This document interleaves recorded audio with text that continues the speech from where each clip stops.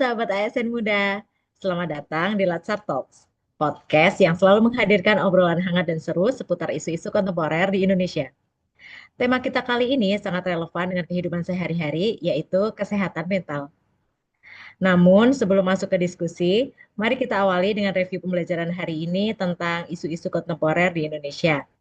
Seperti biasa, sesi belajar tadi benar-benar menyenangkan ya, aktif, interaktif, dan semua peserta itu berani menyampaikan pendapatnya. Yuk kita dengarkan kesan dari teman-teman satu persatu. Mungkin bisa dimulai dari Kak Putri. Silahkan. Baik, terima kasih kesempatannya Mbak Puspita. Overall, saya merasa kelas hari ini super interaktif. Setiap orang diberikan kesempatan untuk menyampaikan pendapatnya sendiri, dan bahkan pengajar pun memberikan feedback dalam setiap pendapat kita. Hal ini membuat saya sendiri merasa lebih ingin belajar dan bisa saling belajar antar satu sama lain.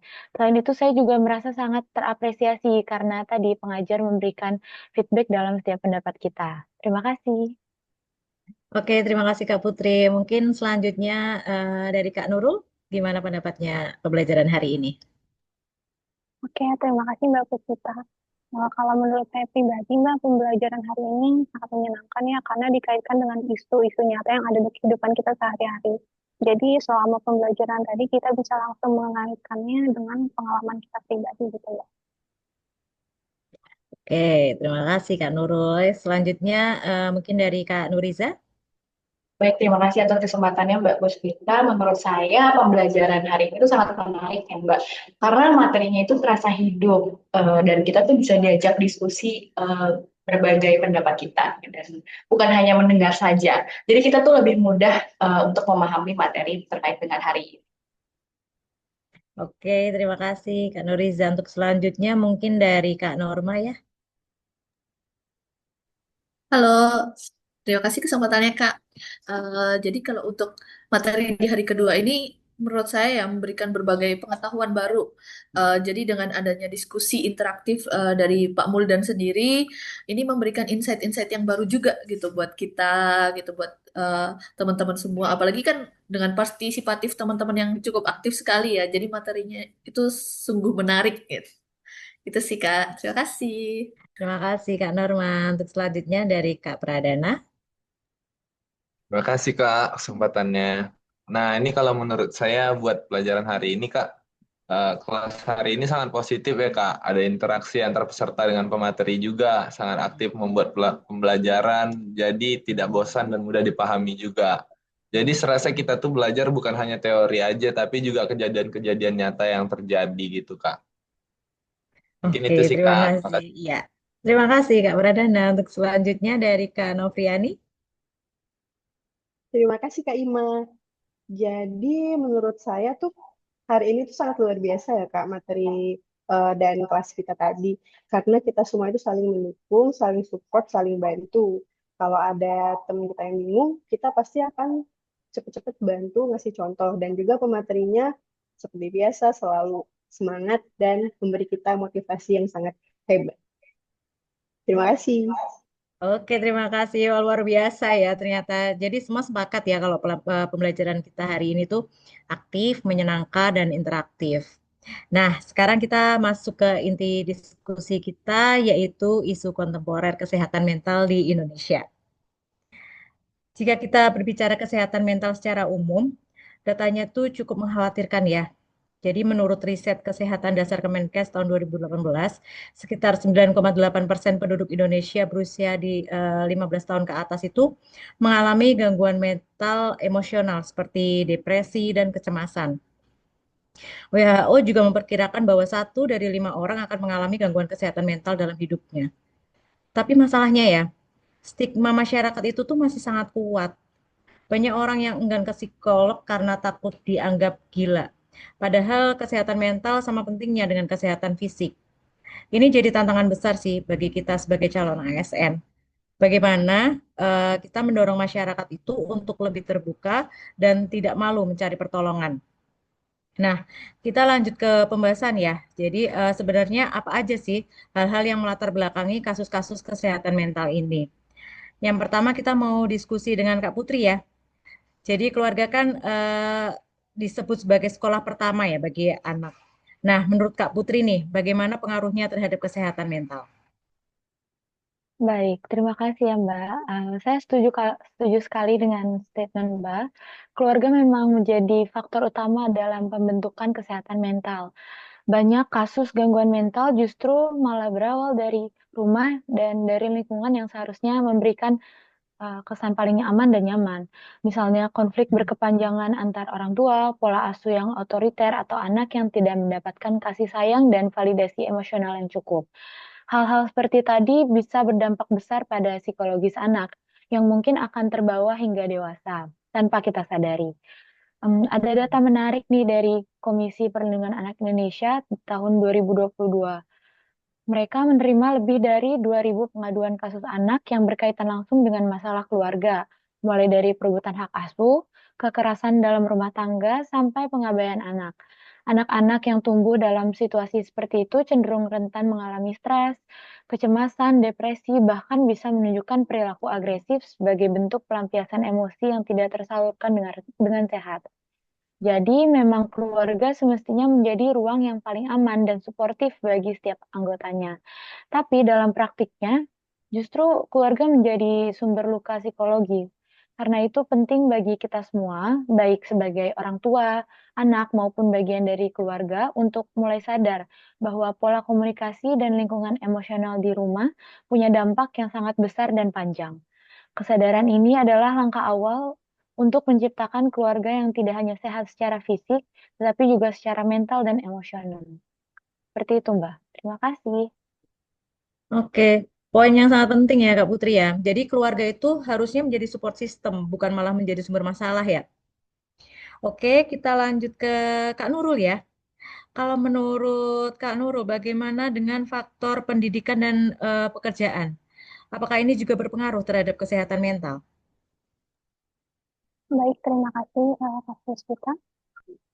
Selain yang tadi sudah disampaikan oleh Kak Putri ya, kalau kita lihat beban pendidikan dan pekerjaan juga mempunyai kontribusi yang besar terhadap masalah kesehatan mental. Karena faktanya, atau mungkin kita juga sempat mengalaminya masa ini, bahwa ada banyak mahasiswa yang mengalami stres karena tugas menumpuk, deadline ketat, ataupun bahkan merasa salah jurusan.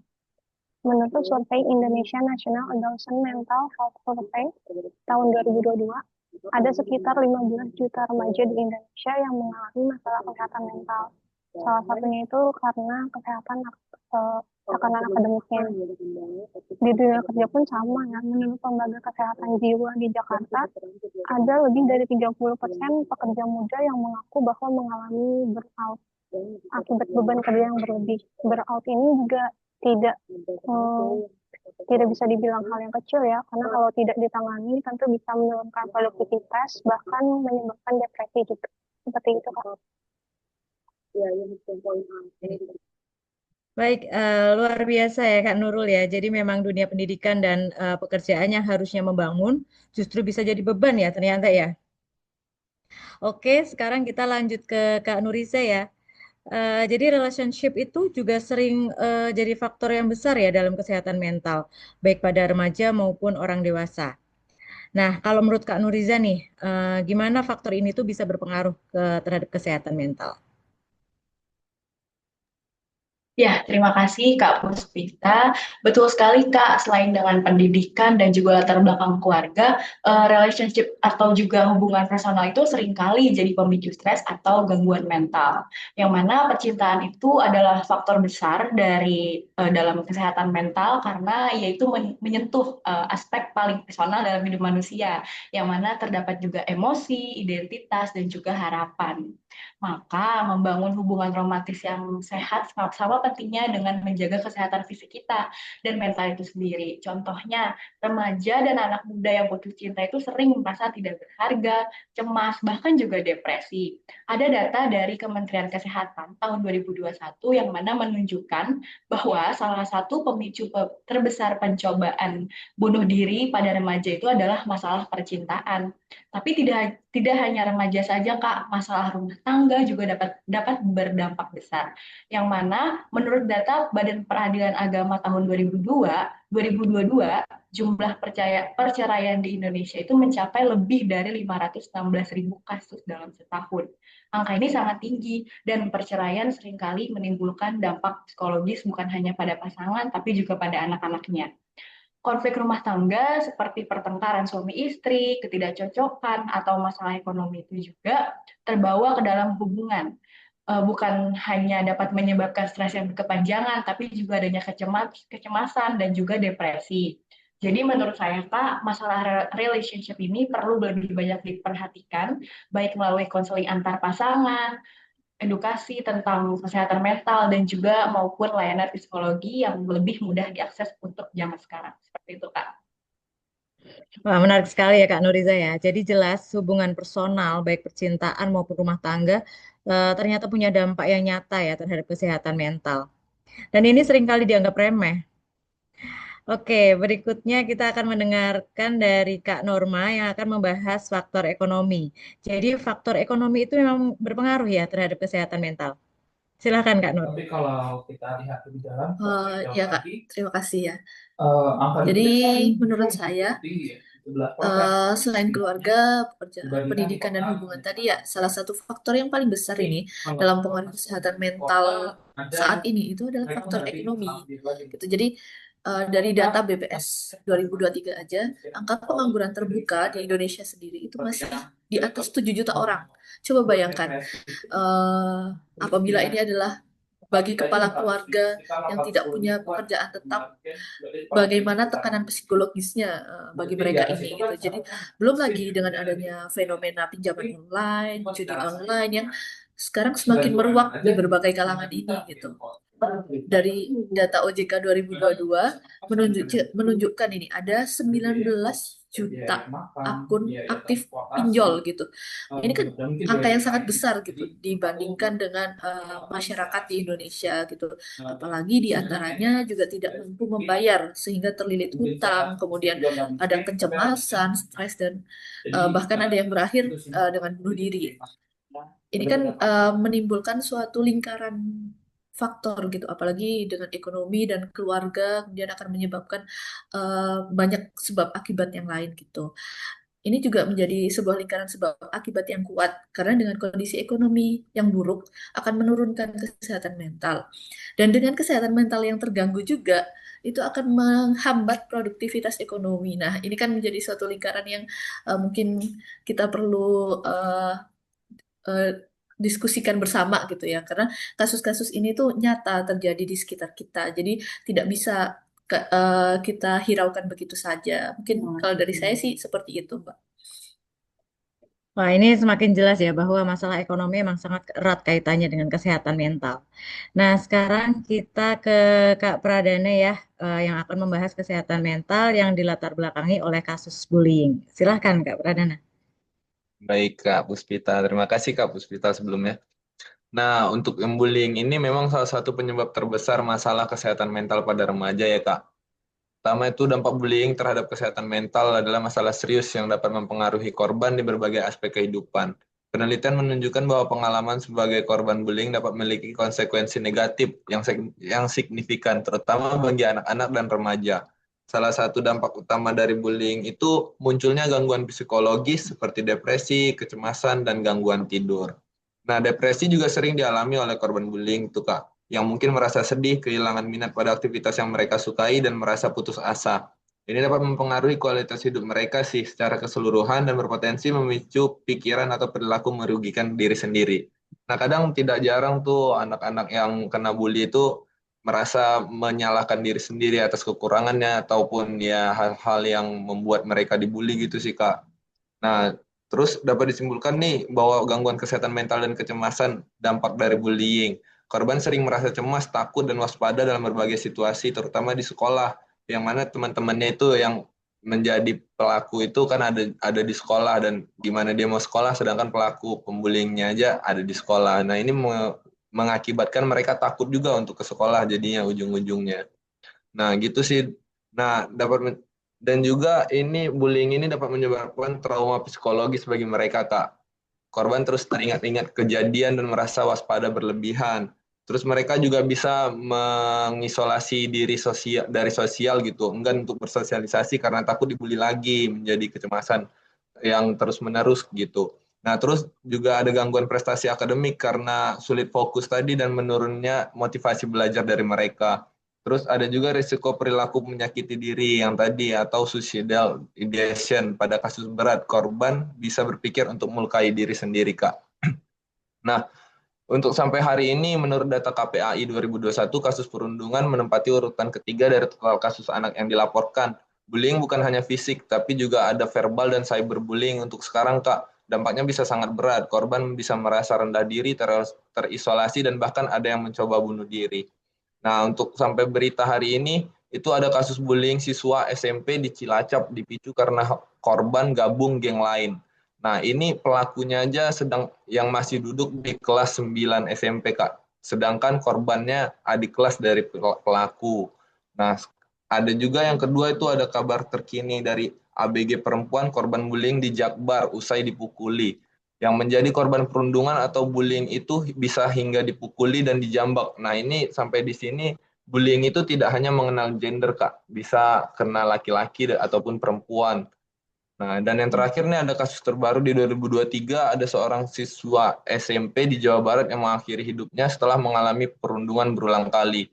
Ini bukti nyata sih kalau bahwa bullying itu bukan hanya sekedar kenakalan anak, tapi masalah serius yang bisa mengakibatkan bunuh diri, Kak. Bisa mengakibatkan hilangnya nyawa sih. Mungkin itu sih, Kak, kalau dari bullying sendiri. Makasih, Kak. Miris sekali ya Kak Pradana ya. Iya, Kak. Jadi kita benar-benar harus serius ya menangani perundungan ini ya. Nah, ini yang terakhir dari Kak Novriani nih yang akan membahas isu yang juga sangat sensitif ya, yaitu tentang kesehatan mental yang dilatar belakangi oleh kekerasan seksual. Silakan Kak Novriani. Oke, terima kasih Kak Puspita. Jadi kekerasan seksual itu memang memiliki dampak jangka panjang ya Kak terhadap mental korban gitu. Bukan hanya mereka itu mengalami luka secara fisik, namun juga batin ya Kak. Mereka dapat mengalami trauma yang mendalam, lalu kecemasan berlebihan, hingga PTSD atau Post Traumatic Stress Disorder. Dan hal-hal ini tuh pasti akan mengganggu kehidupan mereka sehari-hari. Jadi menurut data dari Kompas tahun 2022 aja itu udah tercatat kurang lebih 338.000 kasus kekerasan seksual terhadap perempuan ya Kak. Dan itu tahun 2022. Kita bisa lihat mungkin lebih banyak lagi untuk tahun 2025 ini ya Kak. Namun angka ini tuh kemungkinan tuh jauh lebih apa ya Kak? Angka ini tuh kemungkinan masih lebih kecil dibandingkan yang sesungguhnya karena banyak sekali korban kekerasan seksual itu merasa takut, merasa malu, merasa itu aib dan tidak percaya diri untuk melapor kalau mereka sudah menjadi korban kekerasan seksual. Nah, selain itu, luka psikologis ini kan sulit ya Kak disembuhin dari luka fisik. Korban itu bisa saja merasa bersalah, merasa kehilangan harga diri, dan dapat menarik diri dari lingkungan sosialnya. Nah, inilah kenapa dukungan psikologis berupa pendampingan secara hukum dan juga dukungan dari lingkungannya itu dengan tidak menyalahkan korban sangat penting agar proses pemulihan korban kekerasan seksual ini benar-benar berjalan dengan baik. Mungkin itu Kak Puspita. Baik, terima kasih Kak Novriani. Jadi jelas sekali ya bahwa faktor penyebab kesehatan mental itu tuh sangat berlapis-lapis dari stigma, dari keluarga, pendidikan, dari lingkungan pekerjaan, ekonomi, bullying, sampai kekerasan seksual itu bisa menjadi faktor penyebab kesehatan mental. Jadi semuanya saling terkait ya. Oke, kalau dari tadi isu-isu yang sudah disampaikan oleh teman-teman, saya jadi teringat kata Kak Pradana ya soal bullying. Kalau menurut saya bullying itu sering berakar dari keluarga ya yang kurang perhatian, seperti yang Kak Putri bilang tadi. Jadi jelas sekali keterkaitannya antara bullying dan faktor perhatian dari keluarga ya. Betul sekali, Kak Puspita. Sebenarnya kalau misalnya komunikasi di keluarga itu terjalin dengan baik dan efektif, anak akan lebih merasa berani untuk bercerita ketika dia dibully, sehingga pembulian bisa cepat ditangani baik secara hukum dan juga secara emosionalnya. Dan mungkin tidak akan terbawa hingga dewasa gitu. Dan biasanya anak-anak yang membuli pun tumbuh dari lingkungan keluarga yang tidak sehat. Biasanya mereka mencari perhatian dan pengakuan dari orang yang dirasa lebih lemah sebagai kompensasi dari tidak didapatkannya perhatian dan pengakuan dari keluarganya sendiri. Mm-mm. Iya, benar sekali, Kak. Jadi hubungan personal ini menurut saya bukan hanya soal individu aja, tapi berdampak juga ke lingkaran sosial terdekat masing-masing manusia seperti itu.